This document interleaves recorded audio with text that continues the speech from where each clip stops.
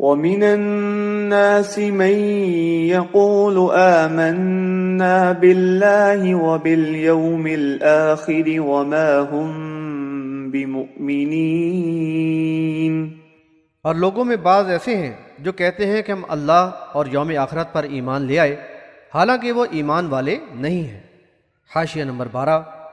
دعوت حق اٹھنے سے پہلے انسانوں میں مختلف نظریات اور انداز فکر رکھنے والے لوگ سب ملے جلے ہوتے ہیں، لیکن یہ انقلابی دعوت ان کو اس حال پر نہیں رہنے دیتی، وہ جلد ہی دو گروہ میں بٹ جاتے ہیں۔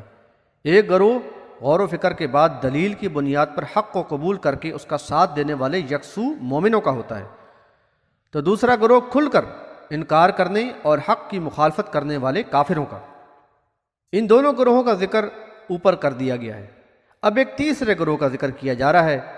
یہ لوگ بظاہر ایمان کا اقرار کر کے مومنوں کی صفوں میں تو شامل ہو جاتے ہیں، لیکن ایمان ان کے قلب و ذہن کی گہرائیوں میں نہیں اترا ہوتا۔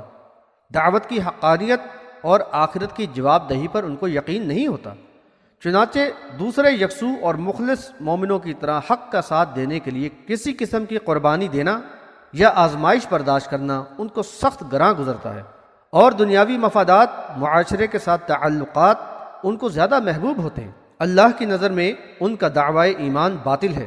ایک طرف تو وہ اپنی دینداری کا بھرم قائم رکھنے کے لیے مومنوں میں شامل رہنا چاہتے ہیں، تو دوسری طرف مخالفین حق کے ساتھ ساز باز اور خفیہ تعلقات کو حکمت و مصلحت سمجھتے ہوئے جاری رکھنا ضروری خیال کرتے ہیں۔ ہجرت کے بعد مدینے میں کچھ ایسی ہی صورتحال درپیش تھی۔ مکہ سے بڑی تعداد میں لوگ ہجرت کر کے آئے۔ قبیلہ اوس اور خزرج میں سے اکثریت ایمان لے آئی۔ پھر بدر کی فتح نے اسلام کو تقویت پہنچائی اور بڑی تعداد میں لوگ اسلام کی طرف مائل ہوئے۔ حالات کے دباؤ کے تحت خاصی بڑی تعداد میں لوگوں نے منافقانہ طور پر بھی اسلام قبول کیا۔ اس گروہ منافقین کا سرغنہ عبداللہ ابن ابی ابن سلول تھا، جو قبیلہ خزرج سے تعلق رکھتا تھا، لیکن قبیلہ اوس کے لوگ بھی اس کا احترام کرتے تھے، اور خون ریزی سے بچنے کے لیے دونوں قبیلوں نے متفقہ طور پر اسے سربراہ بنانے کا فیصلہ کر لیا تھا۔ اس کی تاج پوشی کی تیاریاں ہو ہی رہی تھیں کہ اس بستی کو دین اسلام کی قبولیت کا شرف حاصل ہو گیا، اور ابن ابی کا خواب شرمندہ تعبیر نہ ہو سکا۔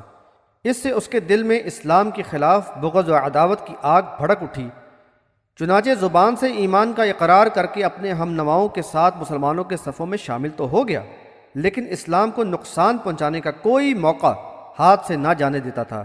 اس پس منظر میں ان آیات کا مفہوم سمجھنا آسان ہوگا۔ حاشیہ نمبر 13۔